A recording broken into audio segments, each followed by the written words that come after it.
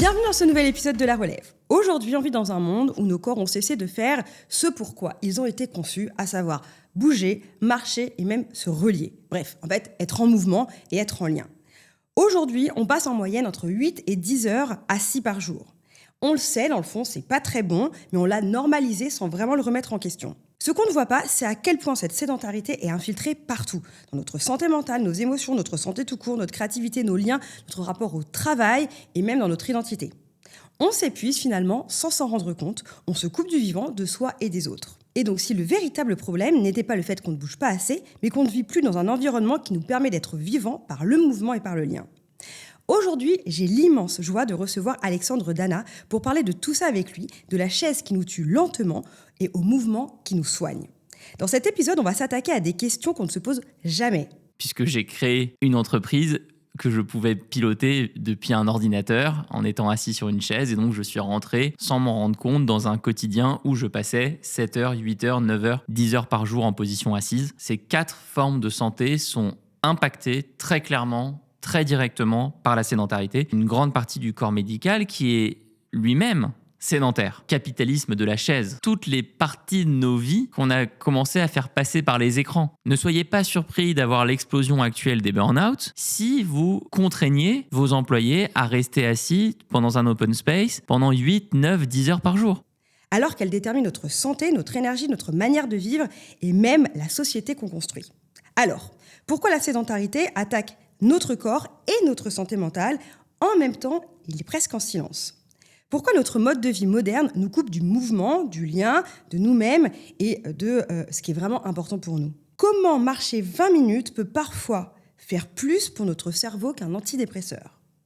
Qu'est-ce que le mouvement réactive en nous, que la société nous a désappris? Et comment on en est arrivé là collectivement? Pourquoi nos villes, nos jobs, nos écrans, nos rythmes ont-ils été pensés contre le vivant et le mouvement? Et surtout, comment on change ça dans la vraie vie, que ce soit individuellement ou collectivement? Et qu'est-ce qui change immédiatement quand on remet du mouvement dans notre journée? Alexandre Dana, qui est ici, est entrepreneur, auteur, fondateur de Live Mentor. Il publie aujourd'hui un livre que je vous recommande et qui est essentiel, qui s'appelle « La chaise tue ». Un livre qui n'est pas juste une alerte, mais une porte d'entrée vers un vrai changement de société. Bonjour Alexandre. Bonjour, merci pour l'invitation, pour la présentation. Je suis super content d'être là. Et écoute, est-ce que pour ceux qui ne te connaisseraient pas, tu pourrais te présenter? Je m'appelle Alexandre, j'ai 37 ans. Je suis donc effectivement le co-auteur avec Victor Fersing de ce livre qui s'appelle « La chaise tue », qui est le résultat d'une enquête de 2 ans sur la sédentarité. On a passé 2 ans à explorer pourquoi est-ce qu'on passe désormais autant de temps assis sur des chaises et quelles conséquences ça a sur toutes les formes de santé. Et je me suis intéressé à ce sujet pour plusieurs raisons. Je suis rentré dans la vie active il y a bientôt presque 20 ans. J'ai commencé à entreprendre assez jeune. J'ai créé ma première entreprise, j'avais à peine 20 ans. Et comme près de 10 millions de Français, cette entreprise, ce travail, a été synonyme de sédentarité accélérée, puisque j'ai créé une entreprise que je pouvais piloter depuis un ordinateur en étant assis sur une chaise. Et donc, je suis rentré sans m'en rendre compte dans un quotidien où je passais 7 heures, 8 heures, 9 heures, 10 heures par jour en position assise. Ça m'a amené vers certains problèmes de santé, des débuts de troubles musculo-squelettiques, un burn-out, une fatigue, un épuisement assez prolongé. Et puis, je suis devenu journaliste pour un podcast santé qui s'appelle Métamorphose, et j'ai reçu à mon micro des cardiologues, des neurologues, des psychologues, des spécialistes d'Alzheimer. Et à chaque fois, je me rendais compte que ces spécialistes évoquaient la sédentarité. Alors qu'ils venaient de disciplines très différentes, il y avait toujours un moment où l'expert ou l'experte en face de moi me disait « si les gens bougeaient beaucoup plus, on n'aurait pas ce problème ». Et puis, j'ai rencontré Victor Fersing, mon co-auteur, qui est aussi un ami et qui est un spécialiste de la place des écrans dans la société, et notamment de la place des écrans chez les plus jeunes. Et ça, je sais que c'est un thème dont tu parles beaucoup. Et son expérience, son regard était super complémentaire pour écrire ce livre, car La chaise tue à cause des écrans. La chaise tue parce que les écrans nous figent sur la chaise et parce qu'en étant assis, on passe du temps à scroller sur les réseaux sociaux, à être absorbé par cette économie de l'attention et ça a plein de conséquences supplémentaires, notamment sur notre santé mentale. Donc voilà pourquoi je suis tombé dans ce projet, pourquoi j'y ai passé 2 ans. On aurait pu y passer 2 ans de plus. Le thème est immense. La sédentarité, ça touche tous les pans de notre société, mais ça a été une enquête fascinante, assez inquiétante, mais on en ressort aussi avec quelques pistes d'espoir, quelques solutions à mettre en place, et il y a urgence à les utiliser. Merci, c'est ma question. Pourquoi tu as écrit ce livre? Donc, tu viens d'y répondre. Avant de démarrer, parce que effectivement, on n'est pas dans notre studio habituel ici. Là, on est exceptionnellement sur Paris. On est un peu plus timé. Comme je te disais juste avant en off, je pense que c'est un sujet. On a tellement de points qu'on pourrait évoquer. Je pense qu'on pourrait y parler. Comme tu viens de dire, on a passé 2 ans. On aurait pu y passer 2 ans de plus. Là, c'est pareil. J'aurais envie d'échanger avec toi pendant des heures sur ce sujet, mais j'ai dû faire des choix. Mais avant de démarrer, j'aimerais commencer avec un jeu, je sais pas si c'est un jeu, mais une séquence où je vais te donner 10 injonctions ou des idées reçues sur la sédentarité. Juste, tu me réponds oui ou non. Effectivement, il pourrait y avoir de la nuance et on y viendra certainement après ou si tu veux y revenir. Est-ce que c'est OK pour toi? Allons-y. 1 heure de sport compense une journée assise? Non. La sédentarité, c'est un manque de volonté? Non. Rester assis fatigue moins que bouger? Non. Me mettre en mouvement est bon pour ma santé mentale et il y a un lien direct? Oui. La marche, ce n'est pas du mouvement? Non. La sédentarité touche surtout les gens pas sportifs? Non. Si je suis fatiguée, je dois me reposer et donc pas bouger? Non. Notre santé mentale n'a rien à voir avec notre posture quotidienne? Non. C'est normal aujourd'hui d'être assis toute la journée, c'est comme ça notre société maintenant? Oui. Le mouvement doit être intense pour être efficace? Non. C'est à chacun de se débrouiller individuellement pour bouger plus? Oui et non. On est bon, voilà. Très rigolo comme exercice. Okay. En plus, moi, j'ai vraiment du mal avec les doubles négations. Oui, donc, oui. J'espère ne pas avoir dit de bêtises. T'inquiète pas. Juste, je voulais rappeler, parce que vu qu'on va parler principalement de sédentarité, de mouvement, etc., j'ai repris une définition de la sédentarité. En gros, pour être plus clair, la sédentarité, en gros, ce n'est pas faire du sport. Voilà, comme on fait souvent la distinction, on a tendance à parler de mouvement, bouger, sport, activité sportive, il y a un petit amalgame, on reviendra dessus. C'est surtout le fait de passer majoritairement sa journée assis ou de manière immobile. Donc même si tu fais 1 heure de sport par jour, on y reviendra, et que tu es assis 8, 10 heures ou plus, en gros, tu es sédentaire. Et c'est ça que notre société a aujourd'hui normalisé. Pas le manque de sport, mais surtout, on a complètement normalisé l'immobilité 80% de la journée, quoi.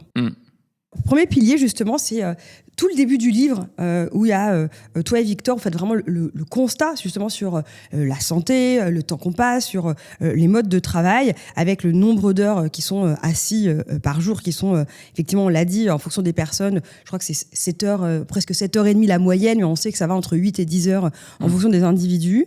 Quand tu as écrit ce livre, quelle est pour toi la chose la plus choquante que tu as découverte sur la sédentarité? Vraiment Je pense que ce qui nous a le plus choqué, c'est l'impact de la sédentarité sur toutes les formes de santé. L'impact de la sédentarité sur la santé physique, sur la santé mentale, sur la santé cognitive et sur la santé sociale. Ces 4 formes de santé sont impactées très clairement, très directement par la sédentarité. Et on a des milliers d'études scientifiques qui le prouvent. On en a fait la synthèse dans la première partie du livre. Sur la santé physique, rester assis 8 heures, 9 heures, 10 heures par jour, ça accélère très fortement le risque de maladies cardiovasculaires. Le risque de diabète de type 2, on compte 4 millions de personnes en France qui ont un diabète de type 2. Le risque de troubles musculo-squelettiques, les douleurs cervicales, le mal de dos, qui représente quand même 1/3 des arrêts de travail court terme l'an dernier en France. On a également dans les troubles musculo-squelettiques ce que les kinés appellent maintenant les tendinites des textos, qui sont des tendinites du pouce, dues à une surutilisation des textos. Et évidemment, toujours dans la santé physique, la prise de poids et l'obésité, qui sont des conséquences directes de la sédentarité, puisque quand je suis assis, comme c'est le cas actuellement, je brûle beaucoup moins de calories que quand je suis en train de bouger. Mais la santé physique, ce n'est qu'une des 4 santé qui est impactée par la sédentarité. Il y a aussi la santé mentale. Tu m'interrogeais là-dessus dans l'exercice qu'on vient de faire. Quand je suis sédentaire, je produis beaucoup moins d'endorphines, les hormones du bonheur. Je limite la production de dopamine, de sérotonine. Et je suis aussi souvent en train de scroller sur les réseaux sociaux. Je suis moins exposé à la lumière naturelle. Je vais donc perturber mon sommeil. Et donc, en retour, je vais aussi avoir des risques accrus sur ma santé mentale. On en reviendra, je te poserai des questions spécifiques là-dessus. Avec plaisir, oui. Ouais.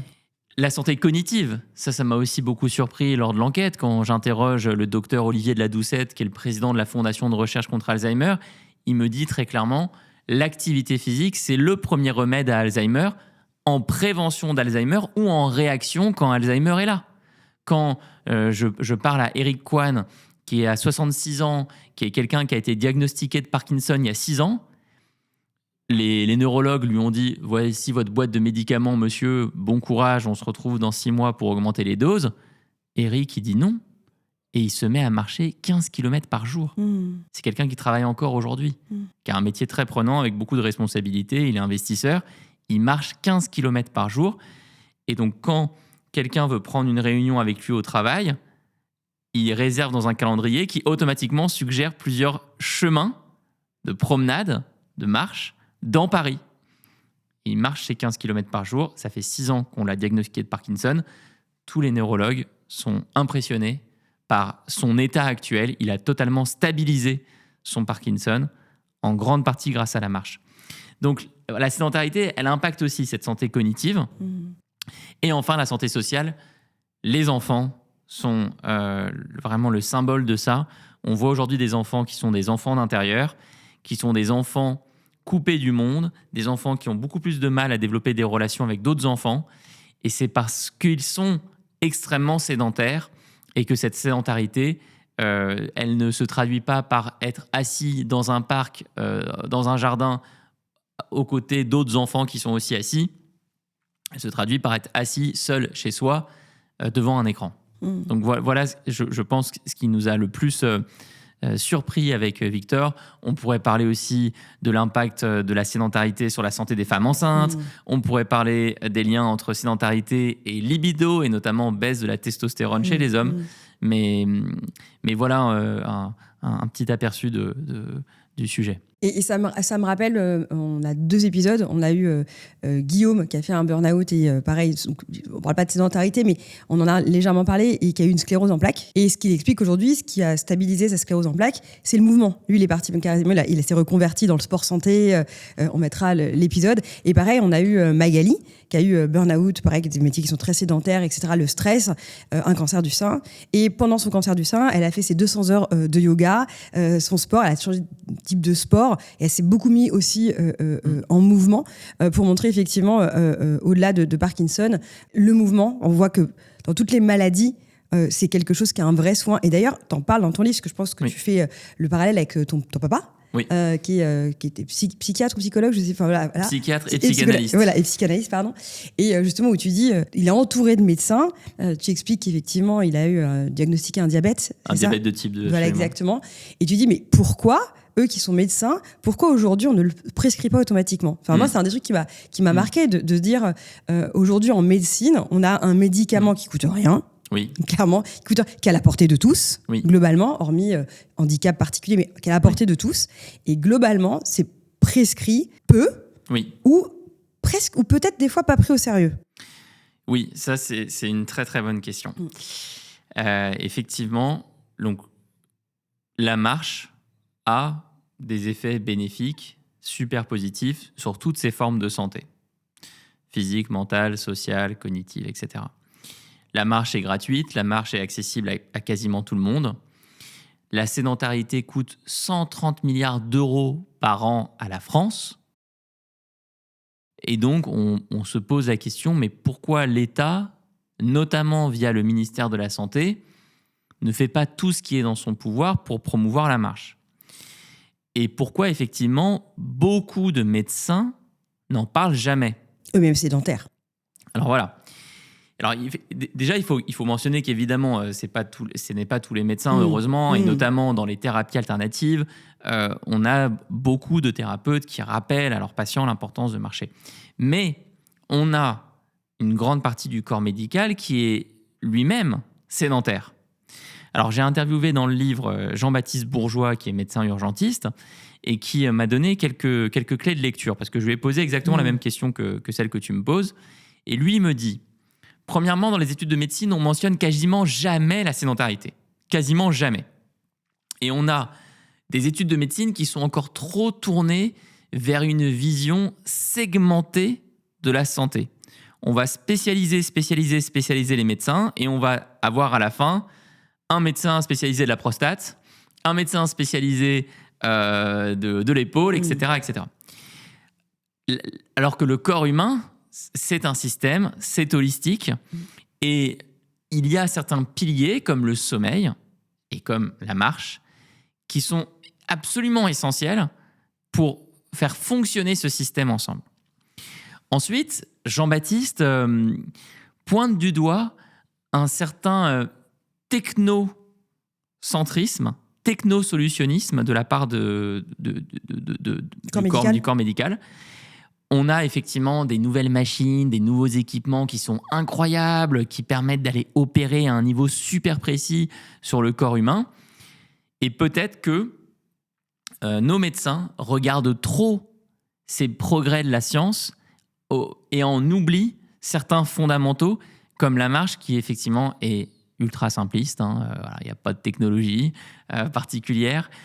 Et en même temps, quand tu vois la quantité de changements que cela va opérer dans notre corps humain, dans notre métabolisme, dans nos émotions, dans notre créativité, on pourrait aussi voir ça comme une machinerie extrêmement complexe. Mais je crois qu'on tient là effectivement plusieurs explications, à la fois sur la formation des médecins et sur le technocentrisme. Et alors après, on est quand même obligé de mentionner que personne ne gagne de l'argent quand on marche. Je ne l'ai pas pris, mais effectivement, quand je dis ça, c'est gratuit, quoi, ça ne coûte rien. On est obligé de le dire. Et que l'industrie pharmaceutique ne gagne pas d'argent quand on va marcher. L'État en gagne, par contre. Et ça, je pense que l'État devrait vraiment l'avoir en tête pour sa dette, notamment, pour son défi. Surtout pour l'actualité là, actuelle. Hein, tu vas être difficile dans quelques semaines, mais il vient de voter le budget de la sécurité sociale. Tout à fait. Quand on voit la quantité d'argent qu'on peut économiser sur évidemment le coût des maladies type diabète de type 2, etc., on a tout intérêt à se mettre c'est de la prévention. Parce qu'en fait, le problème, c'est que le coût, c'est trop tard. C'est-à-dire que quand il y a un coût, c'est qu'il y a quelqu'un qui est malade. Donc, effectivement, l'idée, c'est de remettre les gens en mouvement. C'est au-delà de ça, ça soigne, mais en même temps, c'est surtout c'est aussi de la prévention. C'est un état d'être. Le besoin du corps humain, c'est d'être en mouvement. Si on reprend, vous m'expliquez très bien dans la genèse, je crois que c'est Victor qui a écrit ce paragraphe-là, où à l'origine, on peut en parler des chasseurs-cueilleurs, mais il expliquait qu'on marchait justement 15-20 km. 15 km par jour. 15 km par jour à l'époque. Aujourd'hui, on essaye de dire, allez, c'est bien si vous faites 5000, 6000 pas, sans parler des fameux 10 000, parce que les gens sont complètement immobiles. Et en plus, effectivement, la technologie, tu en parlais tout à l'heure, le côté remote, moi je suis comme toi, quand je suis devenue entrepreneur et qu'en plus j'ai quitté Paris, mine de rien, Paris, tu bouges quand même. Moi, j'ai pris du poids, parce que tellement dans ses objectifs derrière son ordinateur, c'est même pas le temps de scroller. On est sur un écran, mais de travailler, de faire des heures qui sont extensibles, d'avoir une vision de la pause, justement, et de la pause en étant en mouvement complètement obsolète, je dirais, parce que elle est obsolète, cette vision-là. Fait comme tu dis, l'absence de mouvement, on croit que en surperformant, en ne s'arrêtant jamais de travailler, etc., on va pousser, et en fait, finalement, tu finis soit en burn-out, soit complètement déconnecté de ta réalité, déconnecté de ton corps, etc. Et finalement, on n'avance pas généralement dans la bonne direction. Moi, ce que je voudrais te poser comme question, parce que c'est quand même une question qui soulève des fois un peu polémique, mais je pense que c'est important de le rappeler. Pourquoi 1 heure de sport par jour ne sert entre guillemets, à rien, donc je le mets entre guillemets, si on reste 8 à 10 heures assis le reste de la journée? Mais là, je reprends la phrase de François Carré, ce cardiologue qu'on doit vraiment remercier pour son combat contre la sédentarité depuis des décennies, qui dit « Vous ne lavez pas les dents une fois par semaine le dimanche, vous lavez les dents 3 fois par jour. » Bien, le combat contre la sédentarité, c'est la même chose. Il doit se faire toutes les heures, toutes les demi-heures même. Le corps, il a besoin d'être en mouvement permanent et 1 heure de sport ne peut pas compenser les effets de la sédentarité. Alors, le témoignage le plus marquant peut-être que j'ai reçu sur ce sujet, c'est celui de Damien Monod, qui est actuellement médecin en chef de l'Olympique de Marseille, le club de foot, qui avant était médecin en chef du club de foot de Lille, le LOSC, et qui me dit, et c'est pas le seul, on n'a jamais eu autant de problèmes de santé chez nos sportifs de haut niveau. Alors pourtant, ils sont sportifs de haut niveau. Mais le problème, c'est pas ce qu'ils font à l'entraînement, c'est ce qu'ils font en dehors de l'entraînement. Ils viennent au club, ils font leur entraînement de 1 heure, 2 heures, 2 heures et demie chaque jour. Ils rentrent chez eux, ils sont sur leur téléphone, en train de discuter sur les réseaux sociaux, ils sont en train de jouer à FIFA. Et ils vont débloquer des troubles musculo-squelettiques, des raideurs dans les articulations, etc.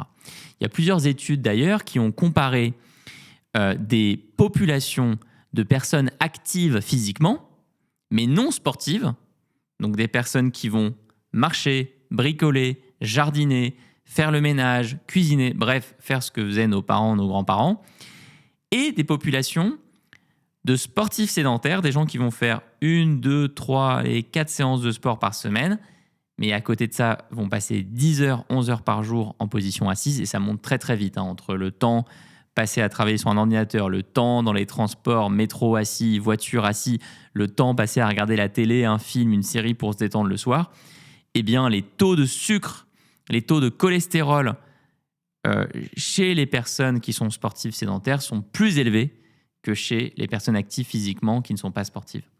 Donc il faut voir le sport comme la deuxième brique de la pyramide. C'est la peinture de la maison, c'est pas les fondations. Les fondations, ce sont ces activités que j'ai mentionnées, marcher, bricoler, etc., qui sont définies sous le terme de NEAT, Non-Exercise Activity Thermogenesis, et qui sont effectivement en danger à cause des technologies que tu mentionnais, les technologies du confort qui nous permettent de tout faire sans bouger. D'où effectivement la référence à un film qu'on aime bien tous les deux, Wall-E, où à la fin de Wall-E, pour ceux qui sont allés jusqu'au bout, c'est là qu'il y a le message principal du film.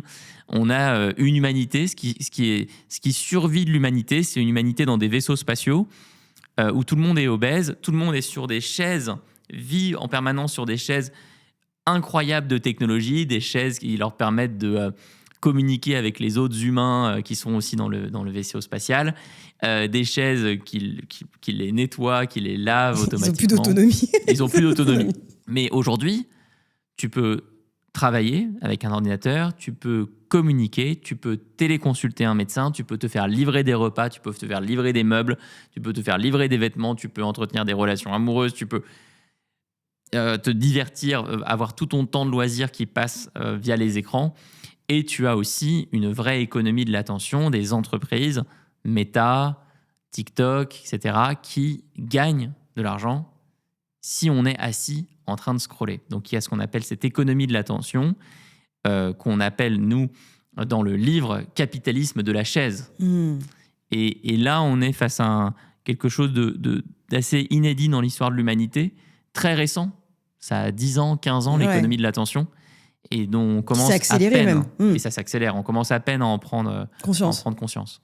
Tu viens, je pense, d'y répondre en partie, mais est-ce que la réponse, c'est les écrans, mais pourquoi on s'est justement habitué comme ça à rester aussi longtemps assis, versus, on peut parler de nos grands-parents, donc c'est quand même que 2 générations, sans vraiment le remettre en question. Ça veut dire on a glissé, vraiment, il y a eu un glissement tranquille, et qui s'est presque intensifié, vu qu'aujourd'hui, on parle de génération d'enfants intérieurs. Pourquoi, selon toi ?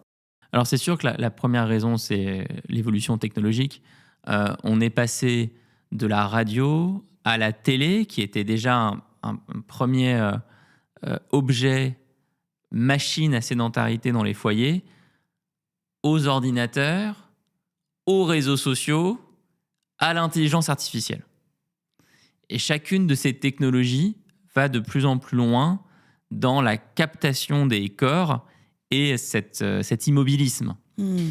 Et puis, en parallèle de l'essence même de ces technologies, il y a toutes les parties de nos vies qu'on a commencé à faire passer par les écrans.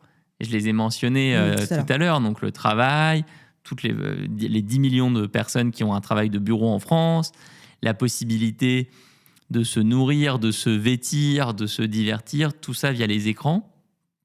On ne s'est pas rendu compte à quel point le changement était rapide.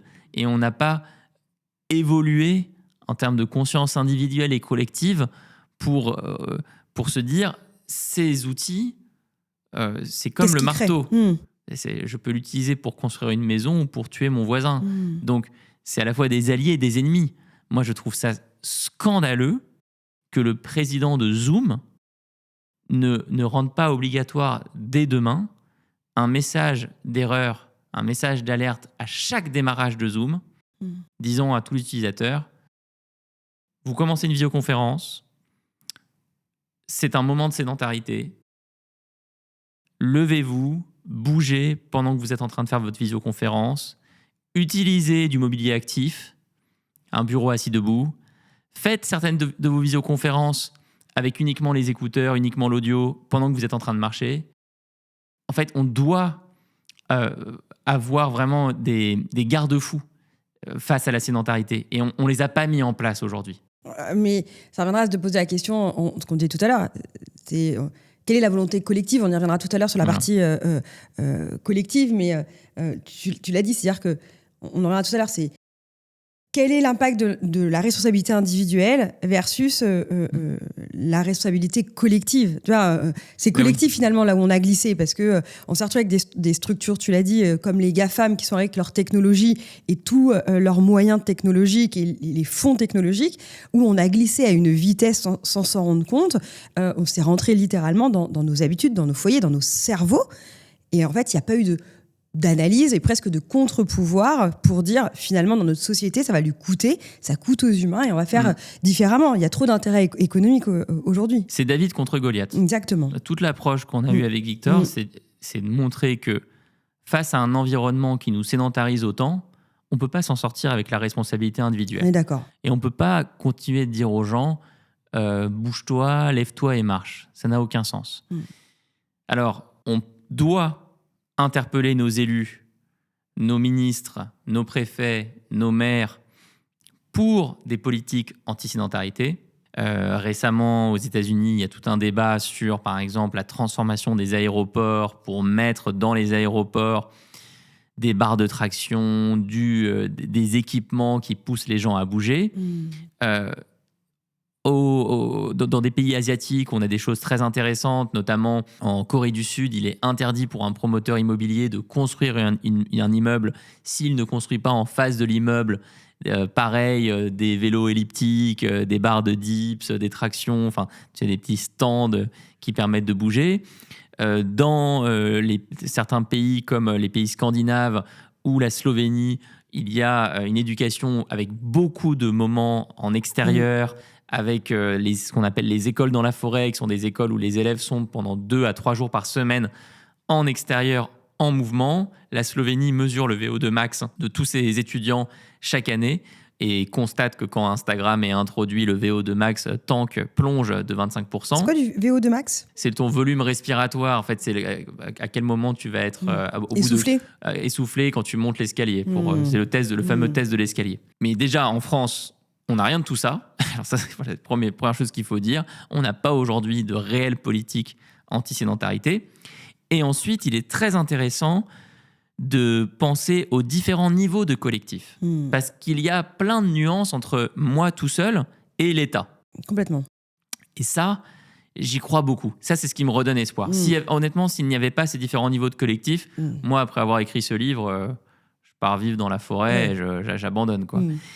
Mais si tu imagines tout ce que tu peux faire dans la cellule familiale, avec tes amis, avec tes collègues, dans le cadre de ton entreprise, dans tes collègues proches et au niveau d'une direction des ressources humaines, au niveau d'un village, dans tous ces niveaux de collectif, là, je crois qu'on a une puissance inouïe, fantastique, pour remettre du mouvement et gagner ce combat David contre Goliath. Ouais, je partage totalement ce que dans la relève, on est en train de travailler sur quelque chose où justement on veut remettre du mouvement collectif et on est en train d'y travailler, etc., à une échelle d'auditeurs, etc., de comment. Parce que des fois, c'est difficile de se motiver, en plus, seul, très vite, comme tu dis, David contre Goliath. Entre je prends mon téléphone, tout d'un coup, je m'assois, et tout d'un coup, je vois qu'il fait moyennement beau, un peu gris, puis là, on rentre dans la phase d'hiver, et puis sortir ou se mettre en mouvement. Voilà, on est vite happé par cette chaise qui tue, comme tu le dis. Mais là-dessus, tu as 2 chercheurs qu'on mentionne dans le livre qui ont vraiment fait un travail génial, Boris Cheval et Mathieu Boisgontier, qui ont écrit un bouquin qui s'appelle Le syndrome du paresseux. Et ils donnent un exemple que j'adore, c'est la motivation des enfants. Donc, alors, je ne sais pas si toi, tu as des enfants, moi, j'en ai pas encore. Non plus. Alors, si ça nous arrive un jour, il paraît qu'on va vivre cette scène où on réveille les enfants, on leur dit « faut aller à l'école ». Là, c'est la guerre absolue, ils veulent pas, ils sont pas motivés, ils sont paresseux, ils disent « non, je veux pas ». Tu te bats, tu te forces, tu réussis à les faire sortir de l'appartement. Sur tout le trajet jusqu'à l'école, ils traînent les pieds, ils s'arrêtent, ils ont l'air complètement KO. Et dès qu'ils arrivent à l'école, ils trouvent leurs copains. Et alors là, ils courent partout. Et ils tapent des sprints. Et là, cette transformation, elle vient, comme tu le dis, du lien à l'autre et du jeu. Et c'est là où ces différents niveaux de collectif, ils sont super intéressants en capacité à nous motiver. Les défis collectifs de pas au sein d'une entreprise. Avec Victor, on essaye de se rendre disponible depuis la sortie du livre pour toutes les interventions qu'on nous demande de faire dans des entreprises de petite, moyenne, grande taille. Et à chaque fois, c'est ça qu'on propose comme première solution. Et on se rend compte dans les semaines qui suivent que ça marche, qu'il y a des vrais changements, des vraies dynamiques qui peuvent se mettre en place grâce au collectif. Ouais, parce qu'en plus, ce qui est génial, c'est que quand je pense, même si ça part d'une entreprise, du coup, ça redescend dans la maison, parce que tu es acteur, tu as envie de faire ça potentiellement avec tes enfants, ta famille. Et je trouve ça très intéressant de se dire que le collectif, c'est pas que l'État ou un pays, ça peut être le niveau du collectif qu'on a envie de donner, dans lequel on a envie de s'impliquer, qui est déjà un premier moteur.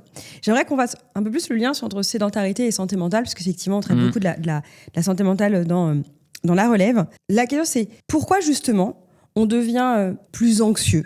Pourquoi justement on devient plus fatigué? Pourquoi on se sent plus saturé justement au quotidien? Donc ça ce sentiment vraiment de fatigue et de brouillard dont on parle souvent, qui est souvent des prémices avant des fois le burn-out ou justement une fatigue assez intense, quand notre corps justement est immobile et qui ne bouge pas.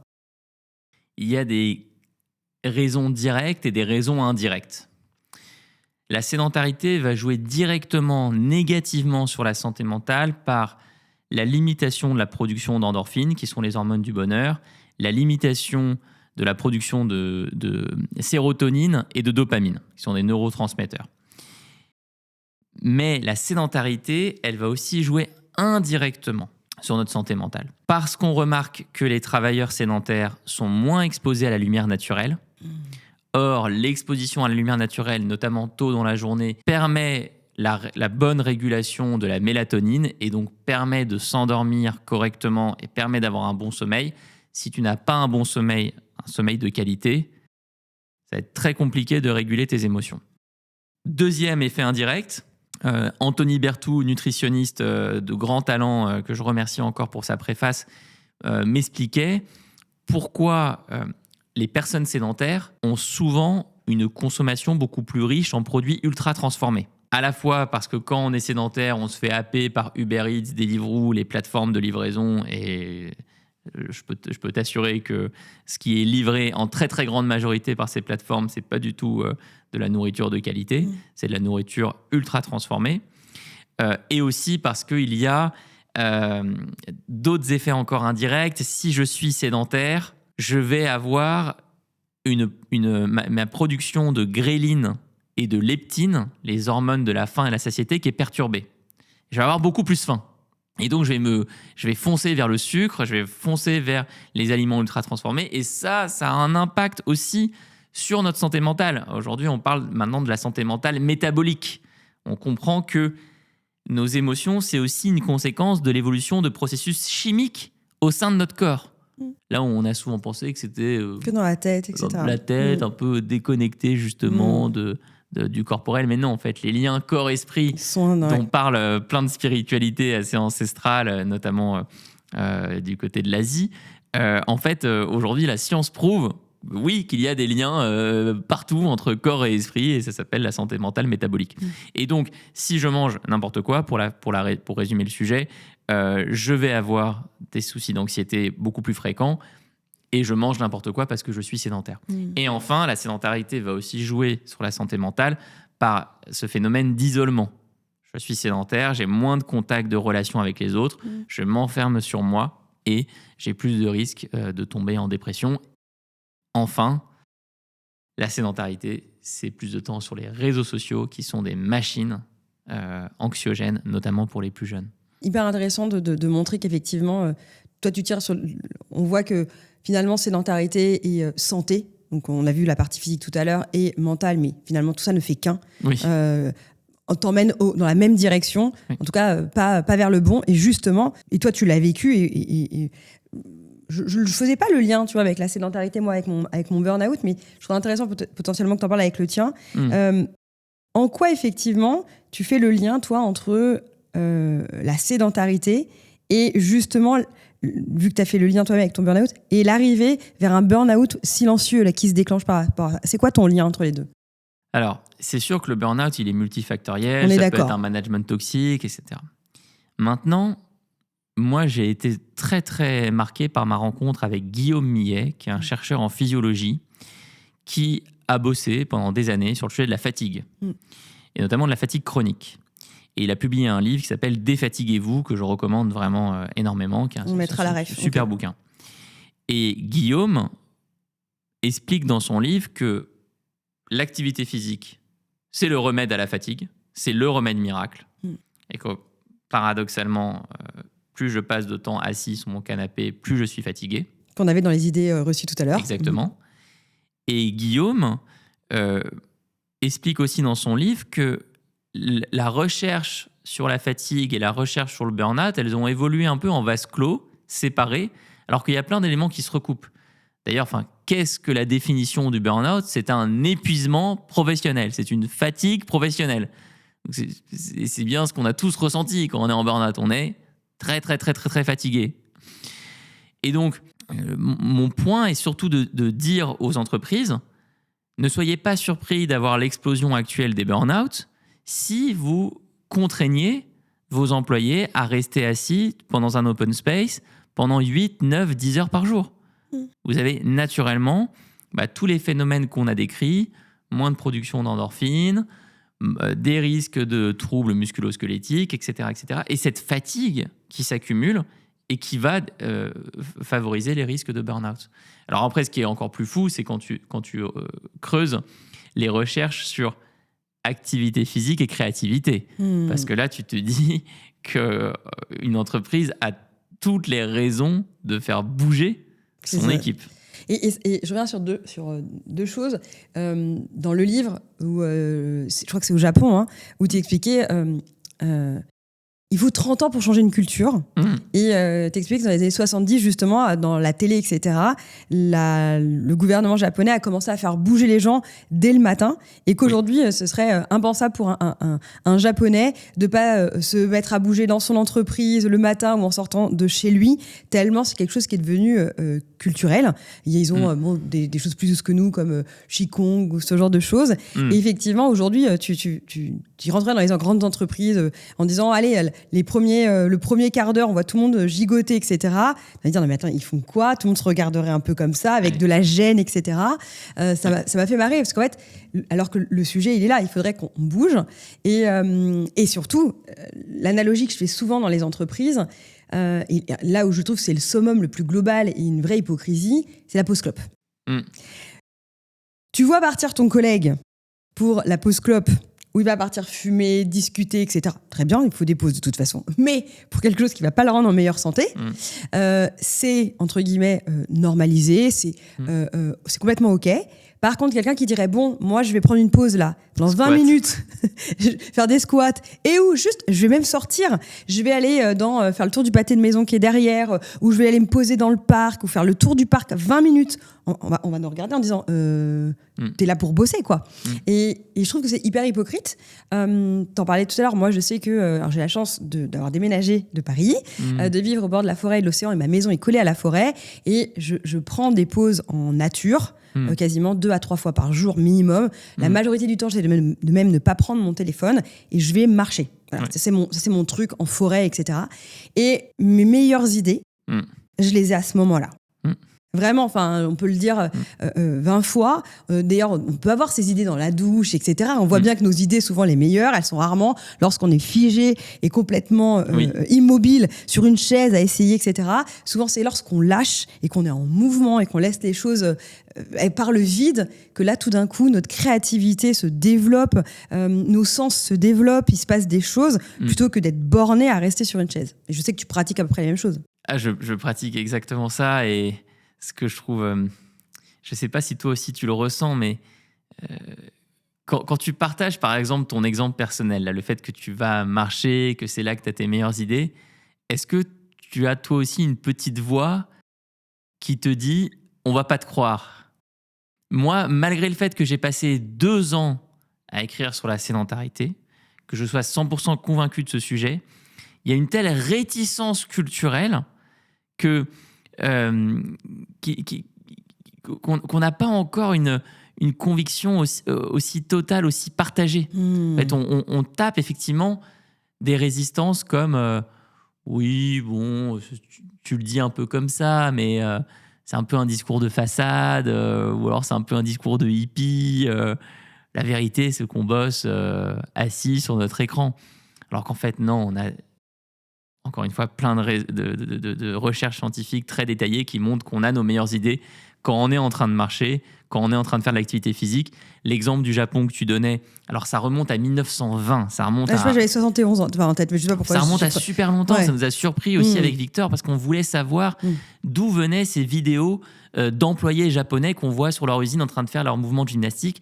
Dans les années 1920, le gouvernement japonais lance un programme d'activité physique qu'il appelle Radio Taizo. Il demande aux entreprises de diffuser dans les haut-parleurs cette séquence d'exercices de gymnastique. Ils ont créé la culture et aujourd'hui, c'est tout à fait normal. Et on a aussi le travail des paléoanthropologues qui est fascinant, qui parle de comment la marche, l'arrivée de la bipédie a permis la sécrétion de la protéine BDNF qui favorise des connexions neuronales et qui montre que notre développement cognitif a été associé au développement de nos capacités physiques. Ce qui pose du coup la question pour le paléoanthropologue Pascal Pic, qu'est-ce que va devenir notre cerveau si on reste assis dans un monde où on est tout le temps assis en train de faire ça, de scroller. Donc il faut tout à fait ritualiser effectivement ces moments de marche dans son quotidien comme tu fais, alors en plus si possible en nature. J'habitais il n'y a pas très longtemps dans le massif des Bauges, donc j'avais la chance de pouvoir marcher en montagne. Aujourd'hui, je suis de retour à Paris. On peut, je tiens à le dire, c'est moins sympa, c'est vrai, mais... Et ça dépend où, ceci dit. Mais voilà, moi je suis devenu un expert des parcs à Paris, je les connais tous. Et des cimetières, ça peut choquer, mais je vous assure que le cimetière du Père-Lachaise est un cimetière incroyable à Paris, avec plein d'arbres partout, en plus il y a du dénivelé. Et puis moi, ça me fait beaucoup rire d'aller dans un cimetière qui s'appelle Père-Lachaise, alors que j'ai écrit le livre La chaise tue. Mais pour revenir à ce que tu dis, on parle de culture, on fait un peu le point avec le collectif.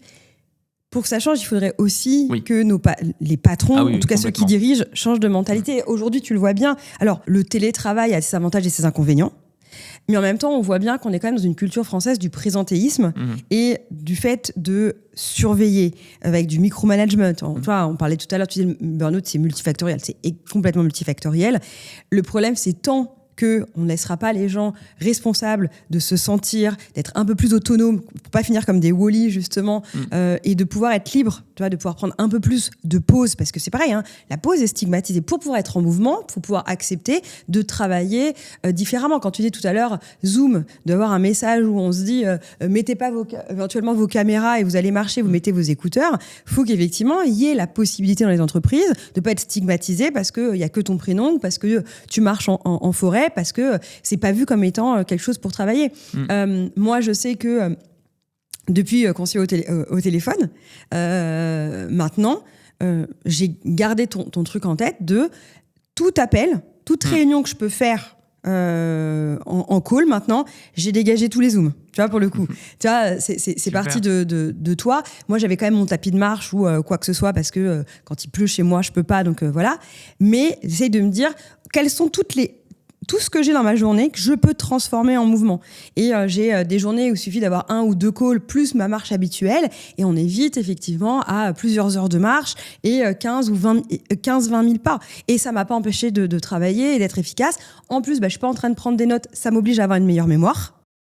Ça m'oblige aussi à avoir une autre forme d'autres formes de concentration dans l'appel que j'ai à l'autre parce que j'ai pas juste je prends mes notes, etc. Oui. Et donc ça fait travailler beaucoup d'autres choses.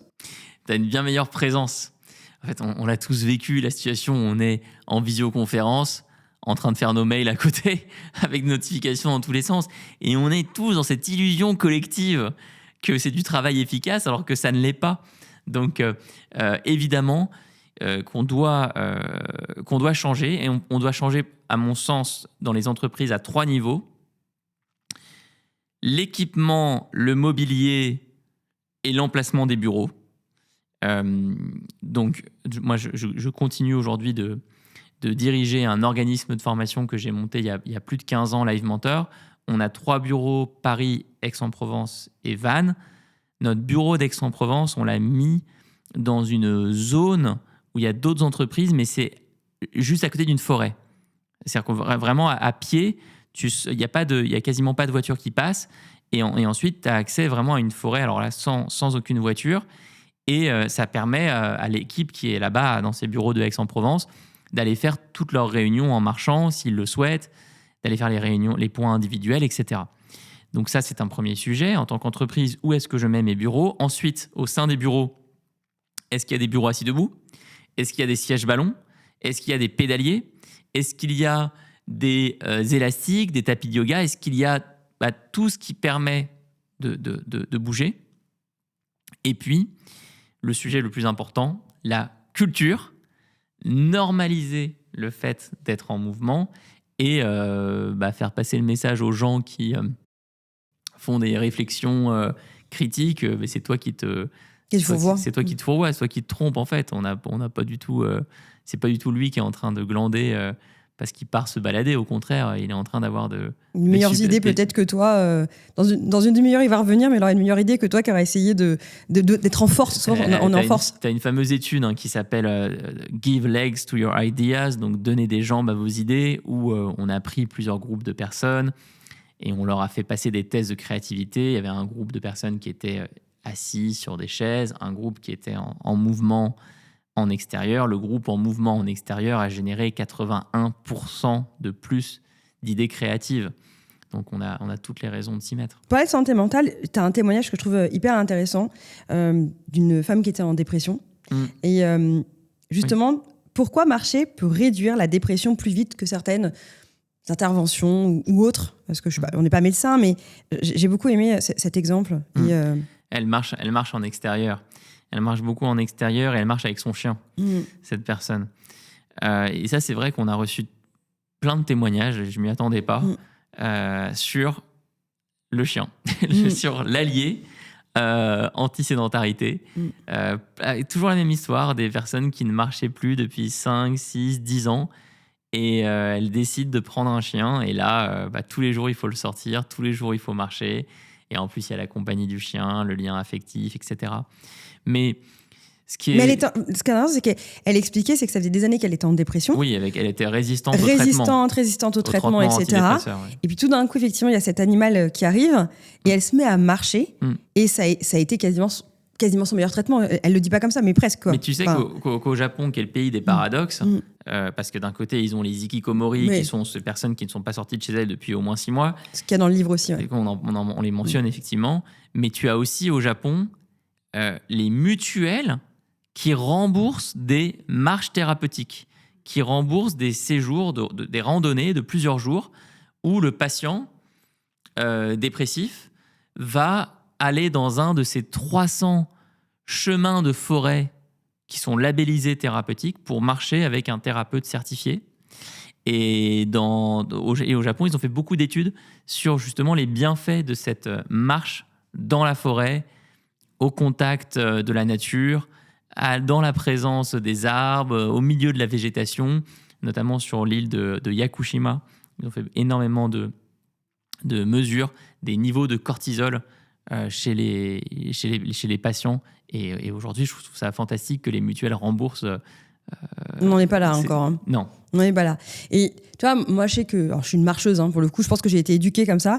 Je vais Compostelle à plusieurs reprises. Ah oui. Vraiment, cette année, c'était mon regret de mon année, de ne pas pouvoir être partie.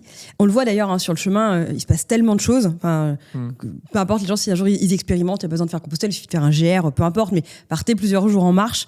Vous verrez que généralement, avec un sac à dos, il faut 2-3 jours pour le corps s'habitue. Et après, il se passe des choses à l'intérieur de soi et le lien. C'est génial de partir seul. Parce qu'en fait, on parle de lien souvent. Parce que je trouve que sédentarité et isolement sont deux problématiques qui vont aussi ensemble, les santé mentale. Et je pense que c'est les plus gros facteurs de problématiques aujourd'hui. On essaye d'aider les gens avec plein de choses un peu miracles, mais globalement, on voit bien que les fondamentaux, ils sont là. Le lien, le mouvement et le fait de mieux se connaître soi. Mais pour revenir, voilà, Compostelle donne les trois. C'est-à-dire que c'est un moment, par exemple, où donc il y a la marche, et on n'est pas obligé de faire tout Compostelle, où finalement on part seul. Mais globalement, on n'est jamais seul parce qu'il y a énormément de marcheurs. Ça crée énormément de liens, de connaissance de soi, parce que chacun y va pour ses propres raisons. On est en mouvement toute la journée, pour le coup. Et en même temps, il y a ces moments où on a beau marcher avec des gens à côté, on est avec soi-même. Et beaucoup de questionnements, des choses qui reviennent, des pensées, etc. Et pour le coup, ça coûte rien. Ça coûte une bonne paire de baskets, une crème anti-ampoule et vraiment pas grand-chose dans le sac à dos. Et pareil, quand tu parlais de la Sécu, envoyer les gens sur Compostelle. Je peux vous certifier que ça va leur faire beaucoup de bien, quoi. Je sais pas si tu as déjà expérimenté, mais... Oui, je suis 100% d'accord. Mais on est... Pourquoi justement... On est tellement loin de ça dans les préoccupations du ministère de la Santé. Et on l'a dit tout à l'heure, pourquoi ? Parce qu'on a envie de dire pourquoi on a autant de difficultés à justement à se remettre en mouvement. On voit qu'il y a une vraie résistance. Hein. Mais c'est là où effectivement il faut aller chercher ses amis, sa famille. Je pense que là on est bientôt, je ne sais pas quand l'épisode va sortir, on est à l'approche de Noël. Juste après. Ça peut être un cadeau de Noël incroyable. De proposer à sa mère, son père, d'aller faire Saint-Jacques-de-Compostelle. Complètement. D'aller faire une randonnée X ou Y. En plus, Saint-Jacques-de-Compostelle, de mémoire, il n'y a pas beaucoup de dénivelé, donc c'est vraiment accessible. Ça dépend le chemin que tu prends, mais oui, c'est accessible. Ouais. Il y a tous les âges. Il y a des gens en famille. C'est pas de la grande montagne. Non. Il y a des chemins qui peuvent être plus difficiles. En Espagne, tu as plusieurs chemins, etc. Mais vraiment, c'est hyper accessible. Mais en plus, on touche là à ce dont on a essayé de parler dans la dernière partie du livre avec Victor, qui est la marche comme philosophie. Parce que oui, on peut se mettre à marcher, on peut se remettre au mouvement pour tous les avantages que ça a sur notre santé physique, mentale, sociale. Mais ce que tu es en train d'évoquer, c'est ce à quoi on connecte réellement quand on se remet à marcher régulièrement. On se connecte à un état de présence, à une relation au monde, à un désir d'exploration, à une philosophie. Notre chapitre, dans la dernière partie, s'appelle « Marcher, une philosophie ».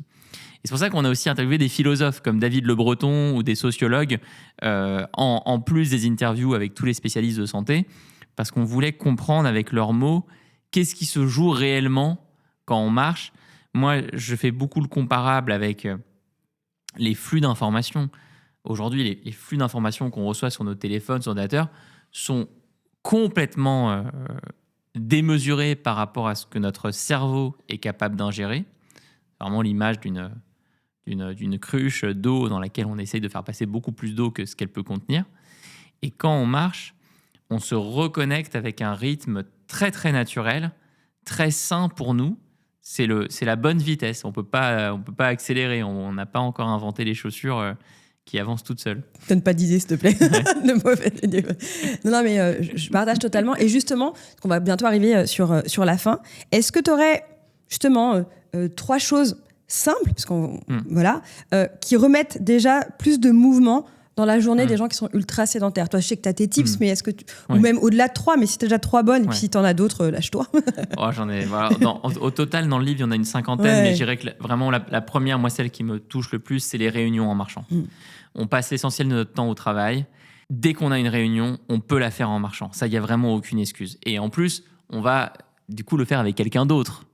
Soit parce que cette personne est juste à côté de nous, soit parce qu'elle est à des centaines de kilomètres, mais elle peut elle aussi se mettre les écouteurs et comme être on en a train fait de tous marcher. les deux, par exemple. Exactement. Le call qu'on a eu. Et donc là, tu te fais du bien à toi et tu embarques quelqu'un dans ce mouvement. Donc ça, j'y crois vraiment beaucoup. Les réunions, les appels en marchant, c'est décisif et ça va automatiquement faire grimper le nombre de pas quotidiens vers le haut très, très rapidement. Deuxième solution, l'environnement de travail immédiat, notamment pour les travailleurs en télétravail. Est-ce que j'ai un bureau classique ou est-ce que j'ai un bureau assis debout? Est-ce que j'ai une chaise ou est-ce que j'ai un siège ballon?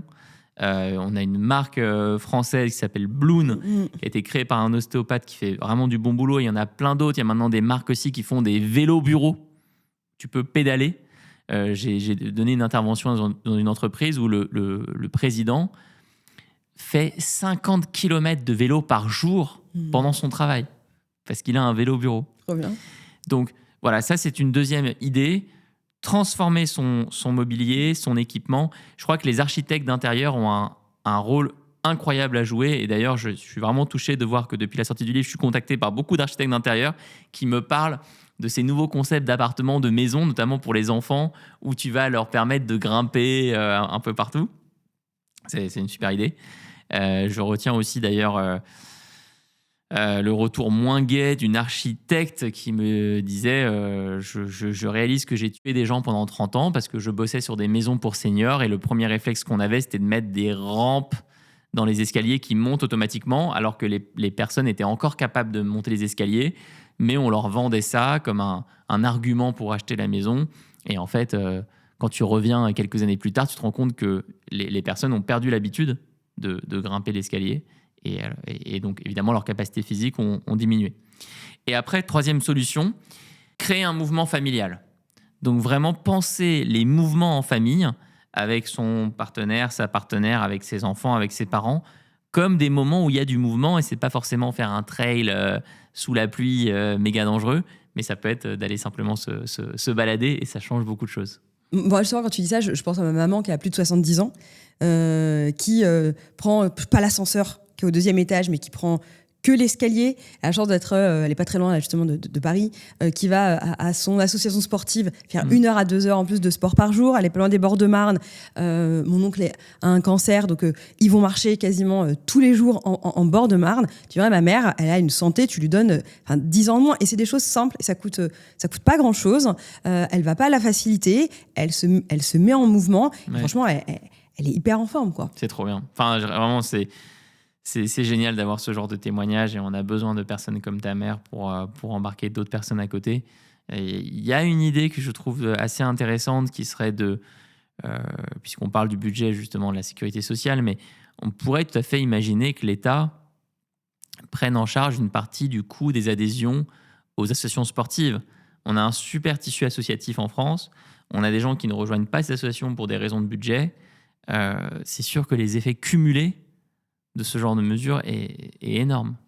Le sujet, c'est quand tu expliques aujourd'hui le coût de la sédentarité par le diabète ou les chiffres que tu as énoncés en début d'épisode et que tu prendrais à l'opposé, ok, la dépense pour ça, pour remédier à ça en prévention, on a l'impression qu'il y a 1000 solutions, mais pour le coup, on voit qu'il y a une résistance et que le sujet est pas pris.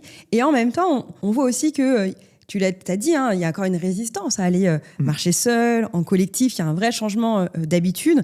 Et l'idée, c'est vraiment les effets cumulés, quoi. De se dire à chaque fois, oui, comment je peux aller me prendre en charge moi-même, mettre en mouvement. Mais quelque part, c'est peut-être pas fun toujours d'aller marcher seul. Moi, j'aime bien, mais c'est peut-être pas fun. Mais comment, effectivement, je peux embarquer mon conjoint, je peux embarquer mes enfants, je peux embarquer ma collègue, au lieu qu'on soit assis dans les super fauteuils qui nous ont mis hyper colorés.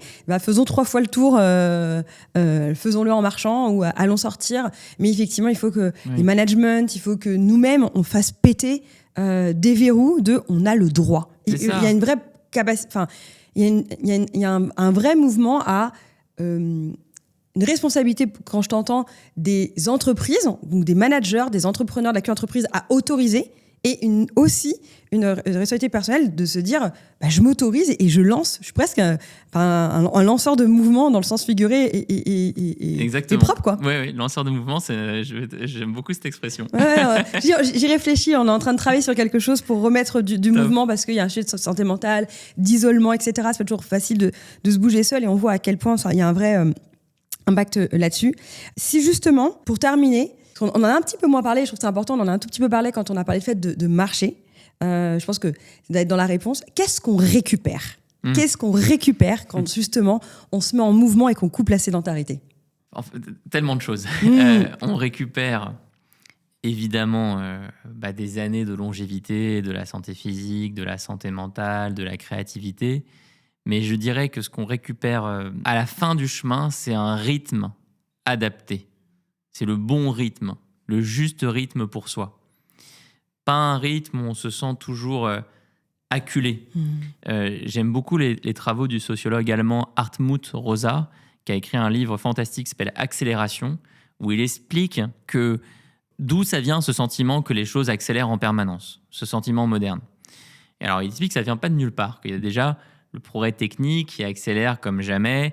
Il a fallu 4000 années entre l'écriture et l'imprimerie, 400 ans entre l'imprimerie et le télégraphe, 40 ans entre le télégraphe et le téléphone, et après ça ne fait que réduire avec Internet, l'IA, etc.